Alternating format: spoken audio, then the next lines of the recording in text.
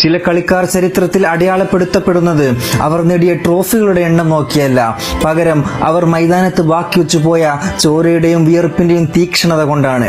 Football ചരിത്രത്തിന്റെ താളുകളിൽ സ്വർണ്ണലിപികളാൽ എഴുതപ്പെട്ട അങ്ങനെ ഒരു കാൽപന്തിന്റെ കാവ്യമാണ് ഗബ്രിയേൽ ഒമാർ ബാറ്റിസ്റ്റുട്ട അഥവാ ബാറ്റി ഗോൾ.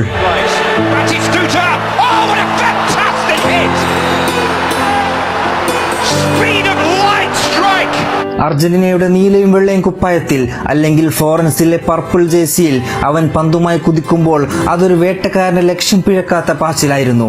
കാറ്റിൽ പറക്കുന്ന ആ നീണ്ട മുടിക്കൂട്ടവും ഗാലറികളെ പ്രകമ്പനം കൊള്ളിച്ച ആ സിംഹഗർജനവും ഇന്നും ഫുട്ബോൾ പ്രേമികളുടെ മനസ്സിൽ ഒരു വിങ്ങലായി അവശേഷിക്കുന്നു.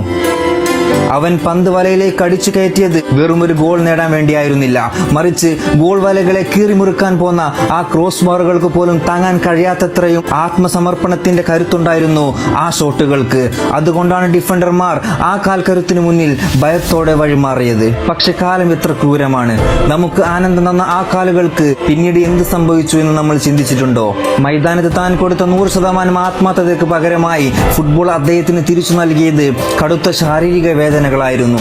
കളി നിർത്തിയതിനു ശേഷം കട്ടിലിൽ നിന്ന് എഴുന്നേൽക്കാൻ പോലും ആകാതെ തന്റെ കാലുകൾ മുറിച്ചു മാറ്റാൻ ഡോക്ടറോട് കെഞ്ചിയ ഒരു ബാറ്റിസ്റ്റുട്ടയുണ്ട്. ആലോചിച്ചു നോക്കൂ, ലോകത്തെ വിറപ്പിച്ച ആ കാലുകൾ സ്വന്തം ശരീരത്തിന് ബാധ്യതയായി മാറിയ നിമിഷം. ഒരു പക്ഷേ ഫുട്ബോൾ എന്ന കളിയോട് അദ്ദേഹം കാണിച്ച ആ അടങ്ങാത്ത പ്രണയത്തിന് വിലയായിരുന്നു ആ വേദന. എന്നിട്ടും അദ്ദേഹം തോറ്റുകൊടുത്തില്ല.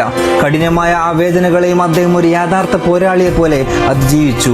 കാരണം ബാറ്റിസ്റ്റുട്ട എന്നത് വെറും ഒരു പേരല്ല, അതൊരു വികാരമാണ്. വീട് പോകുമ്പോഴും എങ്ങനെ തലയുയർത്തി നിൽക്കണമെന്ന് പഠിപ്പിക്കുന്ന വികാരം.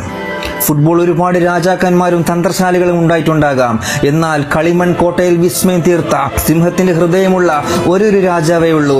അതാണ് ഫ്ലോറൻസിലെ ആ പ്രിയപ്പെട്ട ബാറ്റി ഗോൾ. മൈതാനങ്ങൾ മാഞ്ഞു പോകാം, കളിക്കാർ മാറി വരാം, പക്ഷേ കാൽപന്ത് ജീവശ്വാസമായി കൊണ്ടു നടക്കുന്നവരുടെ നെഞ്ചിൽ ഗബ്രിയേൽ ബാറ്റിസ്റ്റുട്ട എന്ന കാവ്യം എന്നും ജ്വലിച്ചു തന്നെ നിൽക്കും.